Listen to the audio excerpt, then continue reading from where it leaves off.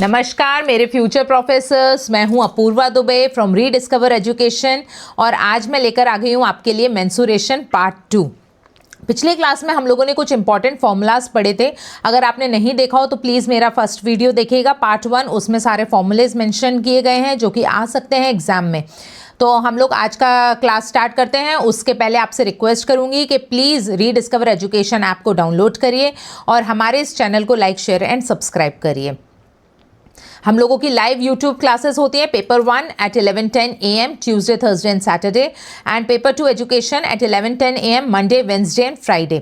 आप हमारा Telegram channel भी ज्वाइन कर सकते हैं जिसमें आपको बहुत सारा कोर्स मटेरियल, बहुत सारे प्रैक्टिस क्वेश्चंस भी मिलेंगे। तो प्लीज़ इस ऐप को डाउनलोड करिए और इस चैनल को लाइक, शेयर एंड सब्सक्राइब करिए। And please keep tuned in for all the important mathematics topics for UGC net. चलिए, तो आज का हम क्वेश्चन स्टार्ट करते हैं जो कि हमारा पिछले वाली क्लास का कंटिन्यूएशन में रह गया था।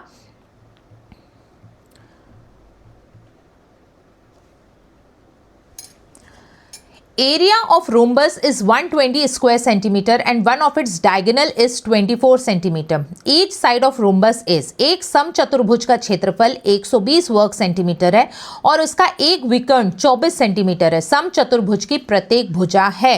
अब आपको पता है कि एरिया ऑफ रोम्बस होता है आपका हाफ D1 इंटू D2, जिसमें D1 एंड D2 उसकी दोनों डायगोनल्स हैं। ये मुझे बोल रहा है एरिया इतना है 120, एरिया मुझे कितना दिया हुआ है 120, और एक डायगोनल मुझे 24 सेंटीमीटर दे रखी है। एक डायगोनल मुझे 24 सेंटीमीटर दे रखी है, दूसरी मुझे पता करनी है, और इसके बाद मुझे साइड ऑफ द रोम्बस पता करना है। ये इस तरीके से दिया हुआ है। ये है मेरा रोम्बस, इसमें ये एक डायगोनल दे रखी है और दूसरी मुझे पता करनी है। अगर ये 24 सेंटीमीटर है तो ये कट के कितनी हो जाएगी, 12 एंड 12 हो जाएगी, और ये वाली मुझे पता करनी है। जब ये दोनों मुझे पता चल जाएंगी तो पाइथागोरस थ्योरम से मैं इस वाले साइड का पता कर सकती हूँ। तो चलिए सॉल्व करते हैं। 120 इज इक्वल टू 1/2, ये हो जाएगा 12, और जब ये कैंसिल आउट होगा तो दिस विल बी 12 D2। जब ये कैंसिल आउट हुआ तो D2 की वैल्यू मेरी कितनी आ जाएगी, 10। D2 की वैल्यू मेरी कितनी आई, 10। अब ये 10 आई है, 10 ये इस पूरे की वैल्यू है, तो ये हाफ हाफ में कितना डिवाइड हो जाएगा, 5 एंड 5 में हो जाएगा, बिकॉज रोम्बस की डायगोनल्स एक दूसरे को इक्वली काटती हैं और 90 डिग्री एंगल पे काटती है। The diagonals of the rhombus cut each other equally, they intersect each other and they intersect at the angle of 90 degree. ये एंगल कितना है, 90 डिग्री है। अब बस इसमें मैं पाइथागोरस थ्योरम लगा लूंगी। एक बार और आपको रिमाइंड करती हूं, पाइथागोरस थ्योरम क्या कहती है। पाइथागोरस थ्योरम कहती है बेस का स्क्वायर प्लस हाइट का square is equal to hypotenuse का स्क्वायर। ओके, तो बेस मुझे कितनी मिल गई है, बेस इज 5 एंड ऊपर वाला वैल्यू इज हाउ मच, ऊपर वाला वैल्यू इज 12, क्योंकि D1 मेरा क्या था, 24 था, इसको हाफ हाफ डिवाइड किया मैंने तो ये हो गया 10। तो बेस इज 5 का स्क्वायर और ये हो गया 12 का स्क्वायर, ये मेरे को मिल जाएगा हाइपोटेन्यूज का स्क्वायर। तो ये हो गया 5 5 = 25 प्लस 144 इज इक्वल टू 169। इसका अगर मैं रूट निकालती हूँ तो 13 centimetre is my one side. इस साइड की वैल्यू मेरी कितनी है, 13 सेंटीमीटर। इसको सॉल्व करने का एक और इजी तरीका है कि आप लोग पाइथागोरियन ट्रिपलेट्स, कुछ नंबर्स ऐसे होते हैं जो कि ट्रिपलेट में होते हैं, इसकी वैल्यू आ जाती है। जैसे 5 और 12 हमेशा इनका स्क्वायर कितना रहेगा, 13 का रहेगा। तो अगर आपको ये ट्रिपलेट याद है कि 5 और 12 मिलके क्या बना देते हैं, 13 इन पाइथागोरस थ्योरम, तो ये सब सॉल्व करने की आपकी एक स्टेप और कम हो गई। आप जैसे ही 5 देखोगे, 12 देखोगे तो थर्ड ट्रिपलेट विल बी 13। या फिर आप क्या देखोगे, अगर हाइपोटेन्यूज दी हुई है 13, एक साइड मुझे दिया हुआ है 12, तो आपको एकदम से याद आएगा अरे 13 एंड 12, तो तीसरा वाला नंबर क्या हो जाएगा, 5 हो जाएगा। तो ये ट्रिपलेट्स भी आप याद करके इसको सॉल्व कर सकते हैं। अब हम आगे पढ़ेंगे 3D फिगर्स के फॉर्मूलाज। 3D फिगर्स मतलब कि जो हमारे cube, cuboid, cylinder, sphere and कोन जो होते हैं उनके अब हम फॉर्मूला पढ़ेंगे। Surface areas and volume. Cube का फॉर्मूला होता है 4L² या A² आप बोल सकते हो, बिकॉज इसके सारे साइड बराबर होते हैं। लेटरल सरफेस एरिया या कर्व्ड सरफेस एरिया जिनको हम बोलते हैं।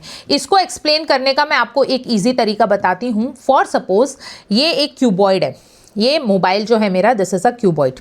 तो इसके फेसेस क्या होंगे, 1, पीछे वाला इज 2, ये ऊपर वाला इज 3, नीचे वाला इज 4, लेफ्ट 5 एंड राइट 6। ठीक है, ये क्या हो गया, एक क्यूबॉइड हो गया। ओके, लेटरल सरफेस एरिया का मतलब होता है साइड वाइज जो कि एरिया होता है, that is called as lateral. और टोटल क्या होता है, ऊपर एंड नीचे का भी। सिमिलरली जब आप एक वॉल को देखते हैं, आप एक रूम में बैठे होंगे, आप वॉल्स को देखेंगे तो जो लेफ्ट राइट आगे एंड पीछे का जो वॉल है that is lateral surface area. ऊपर का रूफ एंड फ्लोर भी अगर आप मिला लेंगे तो that is equal to total surface area. Okay, तो अगर जब आप लेटरल सरफेस एरिया लेते हो तो क्यूब का फॉर्मूला है 4a², वहीं अगर टोटल सरफेस लेते हो तो ये हो जाएगा 6a² और वॉल्यूम हो जाएगा AQ। क्यूबॉइड का फॉर्मूला होता है 2HL + B, ये हो जाएगा 2LB + BH + HL और LBH। सिमिलरली सिलेंडर का हो जाएगा 2πRH और इसमें क्या हो जाएगा 2πR + H और वॉल्यूम हो जाएगा πr²H। हॉलो सिलेंडर का आता नहीं है बट स्टिल मैंने मेंशन कर दिया है जस्ट इन केस, अगर आपको लगता है तो आप इसको याद कर सकते हो। πRL एंड ये हो जाएगा πr r + L। L is what, lateral surface area. L is what, lateral surface area. अगर इस तरीके का कोन है तो ये तो इसकी हाइट हो जाती है, ये इसकी बेस हो जाती है, ये जो होता है दिस इज लेटरल लेंथ। ठीक है, तो इसको हम L से डिनोट करते हैं। स्फीयर इज 4πr², 4πr² दोनों, बिकॉज स्फीयर तो एक कंप्लीट गोला है, इसमें ऊपर नीचे कुछ है नहीं, तो ये 4πr² दोनों केसेस में होगा और वॉल्यूम हो जाएगा 4/3πr³। हेमिस्फीयर का 2πr² lateral and 3πr² is total, इसका वॉल्यूम हो जाएगा 2/3πr³, इसका आधा। स्फेरिकल शेल का क्वेश्चन आता नहीं है बट स्टिल आप इसका फॉर्मूला याद कर सकते हैं। चलिए, अब इसमें मैं आपको एक और लॉजिक बताती हूँ, मैंने आपको पिछली क्लास में भी बताया होगा। एरिया क्या होता है, area is what, your periphery. ठीक है, और उसके अंदर भरी हुई चीज इज व्हाट, वॉल्यूम। ओके, तो अगर इस तरीके के क्वेश्चन आते हैं और इसमें आपको कहीं भी मेंशन नहीं है कि आपको वॉल्यूम लेना है कि एरिया लेना है, तो दो तरीके हैं। एक तो अगर आपको तीनों डायमेंशन दिए हुए हैं, तीनों डायमेंशन काहे में आते हैं, वॉल्यूम में आते हैं, तो ऑब्वियस ही बात है कि वॉल्यूम निकालना है। और आप क्या सोच सकते हो कि अगर फॉर सपोज ये एक कमरा है तो ये जो वॉल्स हैं इनका तो क्या हो जाएगा, एरिया हो जाएगा। ठीक है, बट अगर इस कमरे में कितनी हवा भरी है या मैं इस कमरे में कितने बॉक्सेस भर सकती हूँ, इस तरीके के अगर क्वेश्चन आते हैं, भरना किसी चीज़ को, भरना कैपेसिटी किसी चीज़ की, that is called as volume.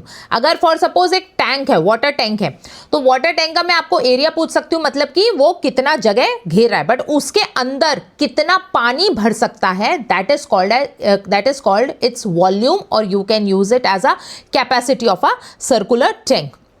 Okay, अब यहाँ पे मुझे क्वेश्चन पूछा हुआ है, how many bricks will be required for a wall which is 8 metre long, 6 metre high and 22.5 centimetre thick if each brick measures 25 × 11.25 × 6 centimetre. एक दीवार जो 8 मीटर लंबी, 6 मीटर ऊंची और 22.5 सेंटीमीटर मोटी है के लिए कितनी ईंटों की आवश्यकता होगी यदि प्रत्येक ईंट का माप 22 × 11.25 × 6 सेंटीमीटर है। अब देखिए, एक वॉल है, पहले तो 3 डायमेंशन दिए हुए हैं तो डेफिनेटली मेरे को वॉल्यूम निकालना है, बट मैं थोड़ा सा लॉजिक भी लगा लेती हूँ कि अगर एक वॉल है, एक वॉल को भरने के लिए आपको क्या लगाना है, ब्रिक्स लगाना है। ठीक है, भरना इज व्हाट, वॉल्यूम, भरना इज व्हाट, वॉल्यूम। तो आपको ये पता है कि बड़ा number is equal to number into smaller value, ये आपको पता है। अगर नहीं पता है तो आप यहाँ देखिए, big number is equal to small number into जो भी आपकी नंबर्स हैं। लाइक मैं अगर बोलूं कि एक बड़ा डब्बा है, उसको मैं 10 बॉक्सेस से भर सकती हूँ, तो 10 छोटे बॉक्सेस से भर सकती हूँ, तो नंबर्स विल बी बॉट 10।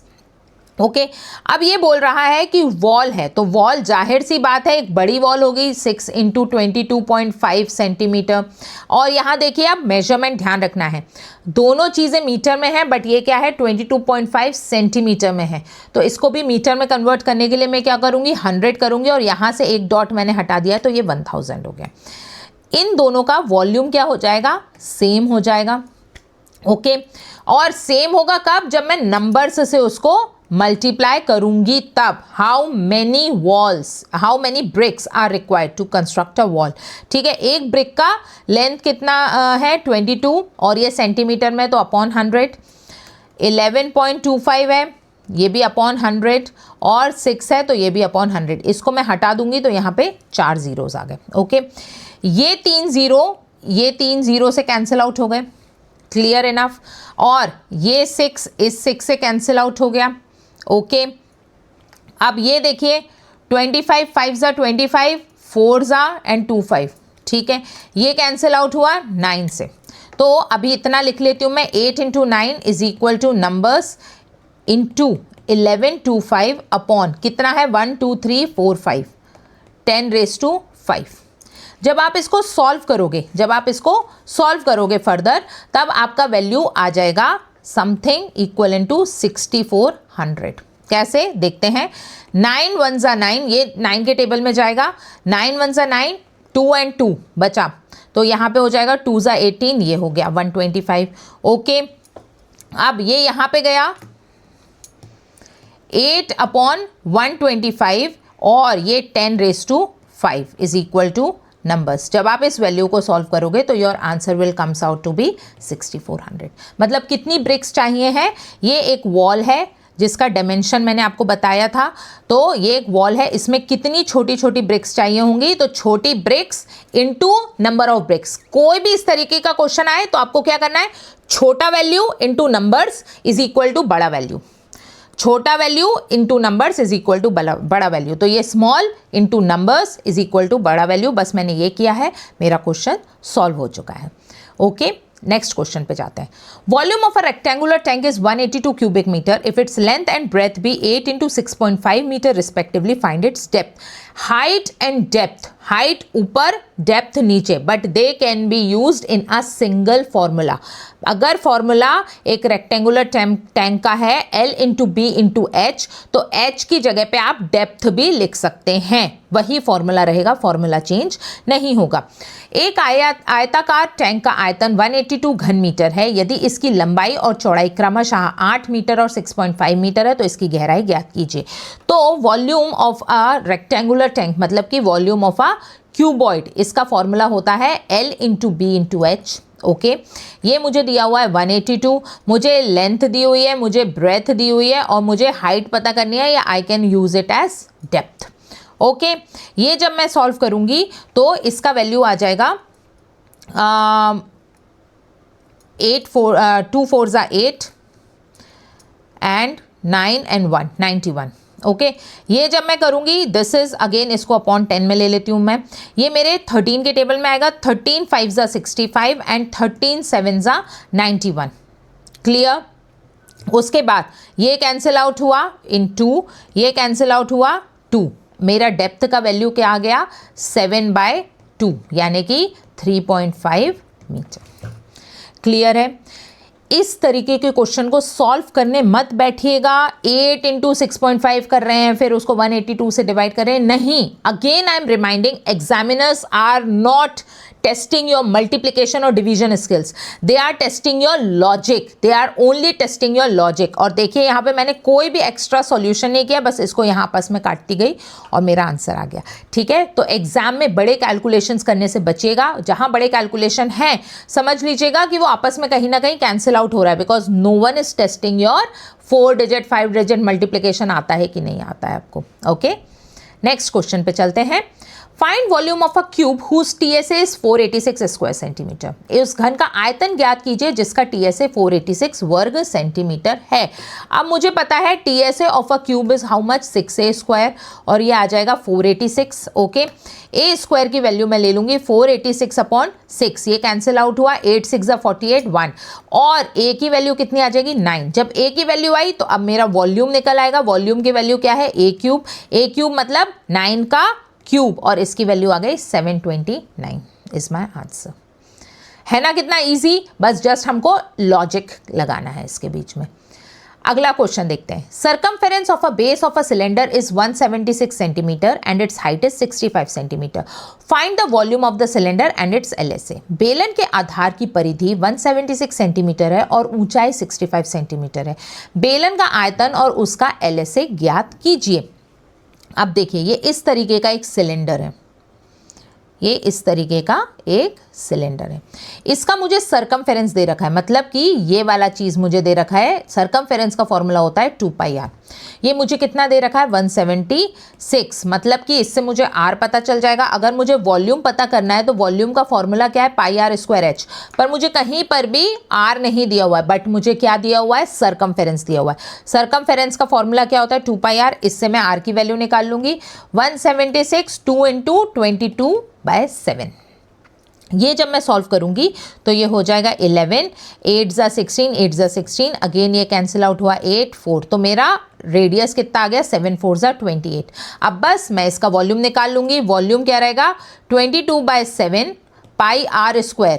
अब मैं r² करने नहीं बैठूंगी, मैं यहीं के यहीं उसको सॉल्व करूंगी और h की वैल्यू मेरी कितनी है 65। तो ये हुआ 7 4 × 28। ठीक है, जब ये मैंने सॉल्व किया तो इसका वैल्यू मेरा आ जाता है समथिंग लाइक 160 ओके। अब तो सॉल्व करना पड़ेगा, अब कोई ऑप्शन नहीं है, कुछ भी कैंसिल आउट नहीं हो रहा है, ये इसका वैल्यू है। और मुझे क्या पूछा हुआ था, मुझे एलएसए भी पूछा हुआ था। तो एलएसए का वैल्यू कितना है 2πrh। तो अगेन 2 × 22/7, r की वैल्यू इज 28 और h is how much, h is 65। h की वैल्यू आ गई 65। अगेन ये कैंसिल आउट हुआ। जब आप इसको सॉल्व करोगे तो your answer comes out to be 11440। Okay, चलिए आगे बढ़ते हैं। Length, breadth, height of a cuboid are in the ratio 3:4:6 and its volume is 576 cubic centimeter. Surface area of a cuboid is। एक घनाभ की लंबाई, चौड़ाई और ऊंचाई का अनुपात 3:4:6 है और इसका आयतन 576 घन सेंटीमीटर है। घनाभ का पृष्ठीय क्षेत्रफल है। अब क्यूबॉइड का आपको पता है, क्यूबॉइड का वॉल्यूम जो होता है that is equal to, cuboid volume is equal to L × B × H। Okay, और जब मैंने आपको रेशो एंड प्रोपोर्शन में बता देती हूँ, जहाँ पे भी इस तरीके के रेशो हों उसको बिना सोचे समझे लेंथ, ब्रेथ और हाइट को आप कर लीजिए 3x, 4x and 6x। Okay, और इसका वॉल्यूम कितना दिया हुआ है 576। This is 3x × 4x × 6x। Okay, चलिए अब मैं इसको सॉल्व नहीं करने वाली हूँ। 7 + 5 = 12, 12 + 6 = 18, मतलब ये 3 के टेबल में जाएगा। 3 × 1 = 3, 2 7 9 एंड 2। ओके, अब अगेन 6 के टेबल में ये जाएगा। 6 3 = 18, 1 2, 6 2 = 12 एंड ये भी चला गया 8। अब ये 8 की वैल्यू क्या आई, x³ = 8। आप गलती क्या करोगे, आप गलती करोगे x अकेला छोड़ दोगे और x की वैल्यू आप 8 लिख दोगे। नहीं, x की वैल्यू 8 नहीं है, ये x³ है। तीनों का मल्टीप्लाइंग फैक्टर क्या है, x है, because they were in ratio. Okay, x की वैल्यू कितनी आई 2, बिकॉज 2 किसका क्यूब रूट है, 8 का क्यूब रूट है। x की वैल्यू आ गई आपकी 2। The surface area of a cuboid, surface area of a cuboid का फॉर्मूला होता है LB + BH + HL। ठीक है, तो यहाँ पे अब आपका क्या वैल्यू आया, 2 वैल्यू आया, तो इससे आपका लेंथ क्या हो गया 3x, 3x मतलब 6, और ब्रेथ हो गया आपका 4x मतलब 8, और आपका हाइट हो गया 6x मतलब कि 12। तो बस अब आप इसको फॉर्मूले में पुट कर लेंगे। 8 × 12 + 12 × 6, इसका वैल्यू आ जाता है 2। 8 6 = 48, 12 8 आपका हो जाएगा 96 एंड 12 6 आपका हो जाएगा 72। जब आप इसको सॉल्व करेंगे तो इसका वैल्यू आ जाता है 216, और जब आप इसको सॉल्व करेंगे तो आपका वैल्यू आ जाएगा 432। ओके, है कितना सिंपल, बस आपके बेसिक लॉजिक्स वो लोग क्लियर करना चाहते हैं इसमें। अगला क्वेश्चन पे आते हैं। cuboid of a dimension 16 into 11 into 8 meter is melted to form a cylinder of radius 4 meter. What is the height of the cylinder? 16 into 11 into 8 metre आयाम वाले घनाभ को पिघलाकर 4 मीटर त्रिज्या वाला एक बेलन बनाया गया है। बेलन की ऊंचाई क्या है? तो मैंने आपको क्या बोला था, अगर एक चीज मेल्ट होती है दूसरी चीज में बढ़ती है तो इन दोनों का क्या सेम होगा? वॉल्यूम सेम होगा। एक बड़ा डब्बा है, वो छोटे छोटे बहुत सारे डब्बों से बना हुआ है, तो छोटे डब्बे का वॉल्यूम इंटू नंबर ऑफ डब्बा इज इक्वल टू बड़ा वॉल्यूम। दोनों का वॉल्यूम क्या लेना है? सेम लेना है। अगर मैं आपको बोलती हूँ स्फीयर मेल्ट होके क्यूब बना, क्यूब मेल्ट होके सिलेंडर बना, दोनों का आपको क्या लेना है? वॉल्यूम को हमेशा सेम लेना है। तो volume of cuboid is equal to volume of cylinder. Okay, ये आ गया आपका। वॉल्यूम ऑफ अ क्यूबॉइड क्या होता है? L into B into H, 16 into 11 into 8 is melted to form a cylinder. Cylinder का वॉल्यूम होता है पाई आर स्क्वायर एच, यानी कि ये हो जाएगा 16 into 11 into 8 is equal to 22/7। R square की वैल्यू आ जाएगी 4 इंटू 4 और हाइट मुझे पता करनी है। ओके, जब इसको आप सॉल्व करेंगे तो दिस इज 11 2 ज़ा 22 और ये 4 2 ज़ा 8, ये पूरा यहाँ पे कैंसिल आउट हो गया। ये हो गया 4 4 ज़ा 16 और h की वैल्यू क्या आती है? 28 मीटर। है कितना आसान, कहीं पे कोई कैलकुलेशन नहीं करना है, आपस में कट रहा है। बस एक बात ध्यान दीजिएगा, एक चीज़ मेल्ट होकर दूसरी बन रही है, एक चीज़ से कई सारी चीज़ें ऐड होकर दूसरी चीज़ बन रही है, तो इनका क्या सेम होने वाला है? वॉल्यूम सेम होने वाला है। ओके, ये था मेरा 11th क्वेश्चन। नेक्स्ट क्वेश्चन देखते हैं। Ratio of radii of two cylinder is 2:3 and ratio of their height is 5:3। Ratio of their volumes will be. दो बेलनों की त्रिज्याओं का अनुपात 2:3 है तथा उनकी ऊंचाइयों का अनुपात 5:3 है, उनके आयतनों का अनुपात होगा। इस तरीके के क्वेश्चन बहुत ही कॉमन और बहुत ही फेवरेट क्वेश्चन है एग्जामिनर्स के, तो आप ये ध्यान रखिएगा। दूसरे तरीके के क्वेश्चन क्या है? कुछ चीज़ डबल हो रही है, कुछ चीज़ 1/2 हो रही है, वॉल्यूम कितना बदलेगा, सरफेस एरिया कितना बदलेगा, एरिया कितना बदलेगा, ये उनका फेवरेट क्वेश्चन है। तो इस तरीके के क्वेश्चन भी मैं आपको प्रैक्टिस कराऊंगी। एंड अगेन, अगर आपको और ज़्यादा प्रैक्टिस चाहिए है और तरीके के क्वेश्चन सॉल्व करने, तो प्लीज़ हमारा ऐप डाउनलोड करिए, हमारा कोर्स एकलव्य 2.0 ज़रूर ज्वाइन करिए।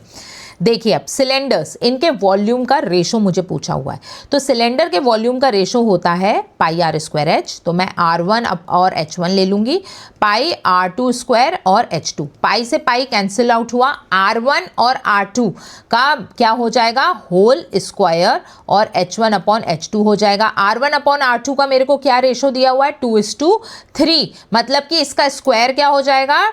2/3 का स्क्वायर हो जाएगा और हाइट का रेशो इज 5:3।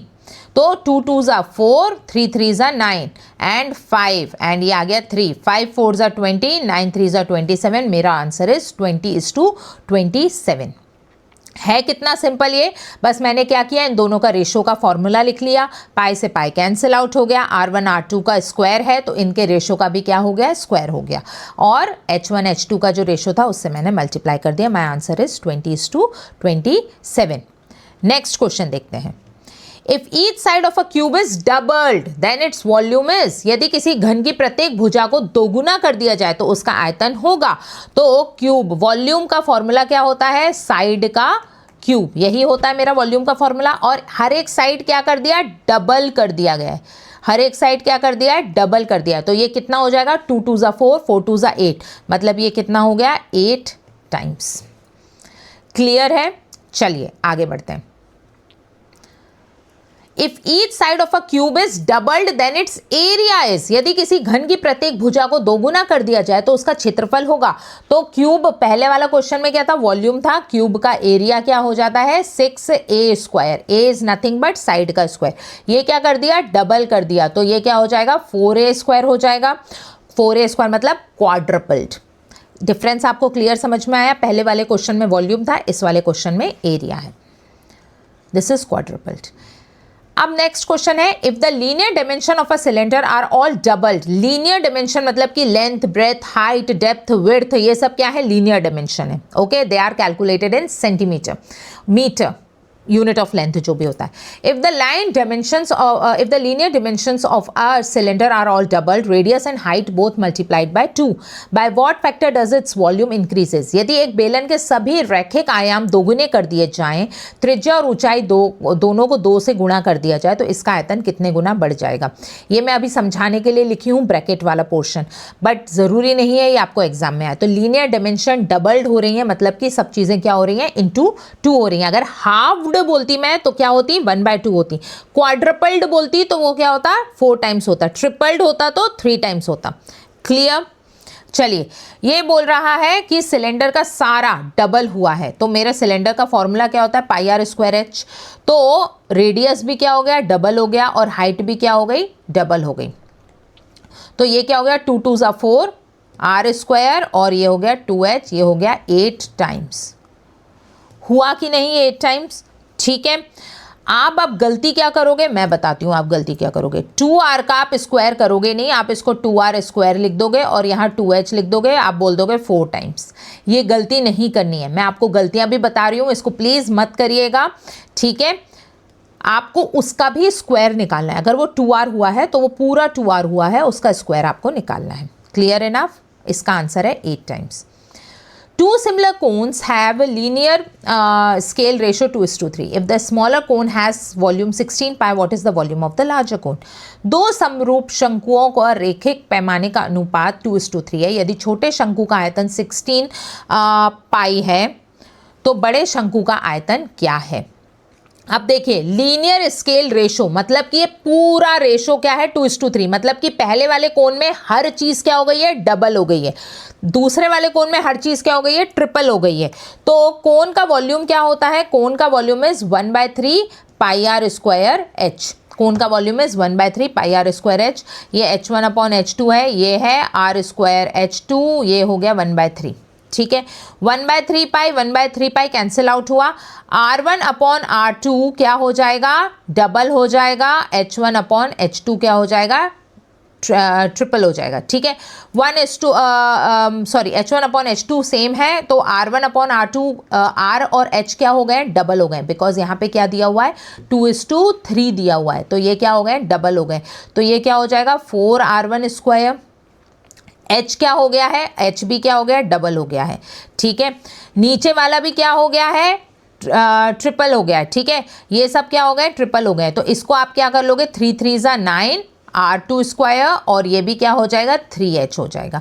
ठीक है. ये हो गया 4 2 ज़ा 8, 9 3 ज़ा 27 इज इक्वल टू, ये कितना दिया हुआ है, 16 पाई दिया हुआ है. छोटे वाले का वॉल्यूम इज इक्वल टू 16 पाई, और मैं नए वाले का वॉल्यूम निकालना चाहती हूँ. न्यू का वॉल्यूम क्या हो जाएगा, ये कैंसिल आउट हुआ 2, और न्यू का वॉल्यूम हो गया 27 × 2, दैट मीन्स 54 पाई. क्लियर है ये आंसर. ठीक है. कुछ नहीं किया है इसमें मैंने, सारी ऊपर की चीज़ें क्या हो गई थी, डबल. तो अगर आप ये सब लफड़े नहीं भी चाहते हो ना, ये सब नहीं भी करना चाहते हो, तो बस आपको ये देखना है ऊपर की सारी चीज़ें डबल हो गई. तो एक चीज़ तो स्क्वायर हो गई, 2 2 ज़ा 4, दूसरी डबल हुई तो 2 2 ज़ा 4, 4 2 ज़ा 8, मतलब 2 का क्यूब. नीचे भी क्या आ गया, 3 का क्यूब. इसी तरीके से तो ये हो गया 8/27. That's it. चलिए नेक्स्ट क्वेश्चन सॉल्व करते हैं. If the radius of a sphere is halved, by what factor does its volume decreases. यदि किसी गोले की त्रिज्या आधी कर दी जाए तो उसका आयतन कितने गुना कम हो जाता है. तो 4/3 πr³ होता है volume of a sphere. Volume of a sphere is 4/3 πr³. तो 4/3 πr³, तो r क्या हो गया है, हाफ हो गया है. मतलब कि ये क्या हो जाएगा, r/8. तो कितने फैक्टर से वॉल्यूम कम हुआ, 1/8 के फैक्टर से वॉल्यूम डिक्रीज हुआ. Clear everyone. चलिए अब हम करेंगे कुछ p/q solve. A circle has the diameter same as the length of the side of a equilateral triangle. What is the ratio of their respective areas? तो आपको पता है कि diameter is equal to 2r, और मुझे ये भी पता है कि diameter is equal to length of the triangle, equilateral triangle, ये मुझे पता है. तो इसको मैं 2r लिख सकती हूँ, एंड ये इक्विलेटरल ट्राइंगल के लेंथ के बराबर है, तो मैं इसको a लिख सकती हूँ. ठीक है. इससे मेरा r/a का रेशो क्या आ जाएगा, 1/2 आ जाएगा. कोई भी डाउट इसमें आप लोगों को नहीं है। Diameter is equal to 2r होता है, ट्वाइस ऑफ रेडियस होता है diameter. Diameter is equal to length of the triangle, ये मुझे क्वेश्चन में दिया हुआ है। 2r is equal to a, मैंने दोनों की वैल्यू ले ली। लेंथ ऑफ द ट्राइंगल में मैं a लिख देती हूँ, आपको कंफ्यूजन नहीं होगा। ओके, अब ये मुझे बोल रहा है ratio of the respective areas. अब आपको इनका रेशो निकालना है।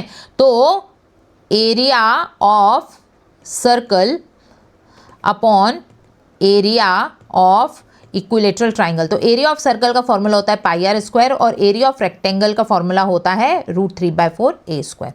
ठीक है, इसको मैं इस तरीके से लिख सकती हूँ 22/7 इंटू √3/4 और r/a का होल स्क्वायर ले सकती हूँ मैं। ठीक है, नेक्स्ट मैं क्या करूँगी 22/7 इंटू 4/√3 और r/a का मेरा क्या आ जाता है वैल्यू 1/2। तो इसको जब मैंने स्क्वायर किया तो ये क्या हो गया 1/4। ये 4 से ये 4 कैंसिल, मेरा आंसर आ गया 22:7√3। वेरी सिंपल, ये आपके प्रीवियस ईयर क्वेश्चंस है। 22:7√3 is your answer. Next question देखते हैं। If V1 and V2 are volumes and S1 and S2 are the surface areas of the two cubes, then यदि V1 V2 आयतन है तथा S1 S2 दो घनों के पृष्ठीय क्षेत्रफल हैं, तो अब देखिए S1 अपॉन S2 काहे का बोला हुआ है, मुझे क्यूब का बोला हुआ है। तो मुझे क्यूब का फॉर्मूला पता है 6a1 का स्क्वायर अपॉन 6a2 का स्क्वायर। ठीक है, 6 से 6 कैंसिल आउट हुआ, मेरा S1 अपॉन S2 का वैल्यू क्या आया a1 अपॉन a2 का होल स्क्वायर। ओके, एंड इससे मुझे पता चलेगा a1 upon a2 is equal to S1 upon S2 का 1/2 रूट। ओके, चलिए अगला देखते हैं। V1 अपॉन V2, ये मुझे पता है a1 का क्यूब अपॉन a2 का क्यूब। ओके, मेरे ऑप्शंस में देखिए हर वैल्यू मुझे S1 और V1 S2 एंड V2 के फॉर्म में ही लेकर आनी है। तो मैं a1 अपॉन a2 को एलिमिनेट करना चाहूँगी, तो मैं a1 अपॉन a2 को इस तरीके से लिख सकती हूँ V1 अपॉन V2 का 1/3। ये मेरी इक्वेशन 1 थी और ये मेरी इक्वेशन 2 है। इन दोनों को मैं क्या कर लूँगी, इक्वेट कर लूँगी, इक्वेट 1 एंड 2। जब मैं इन दोनों को इक्वेट की तो मुझे पता चला a1 upon a2 is equal to S1 upon S2 का 1/2 is equal to V1 upon V2 का 1/3। ये मुझे पता चला। ठीक है, अब मैं हमेशा देखिए मुझे कहीं पे भी 1/2 के फॉर्म में आंसर नहीं है S1 अपॉन S2 का, तो मैं S1 अपॉन S2 को स्क्वायर कर लूँगी, squaring both sides, squaring both sides. तो स्क्वायर जब मैंने किया तो मेरा आंसर आ गया S1 upon S2 is equal to V1 upon V2 whole raise to 2/3। यही आंसर आया मेरा। ये कैसे आया ये देख लीजिए, मैं समझा देती हूँ। S1 अपॉन S2 1/2 था, तो जब मैंने इसको स्क्वायर किया तो ये से ये कैंसिल हुआ, तो S1 अपॉन S2 आया, और जब मैंने इसको स्क्वायर किया तो ये 2/3 आया। तो इससे मुझे पता चल गया कि S1 upon S2 is equal to V1 upon V2 2/3 is my answer. ये आ गया मेरा आंसर, ऑप्शन नंबर 2। तो आज की क्लास में यहीं पर ही एंड करती हूँ। अगर आपको पसंद आया तो please like share and subscribe करिएगा, और नेक्स्ट क्लास मेरी एपी पर होगी, तो प्लीज़ हमारा चैनल को चेक करते रहिए। And again please download our app rediscover education. Till then have a very good day. Thank you so much.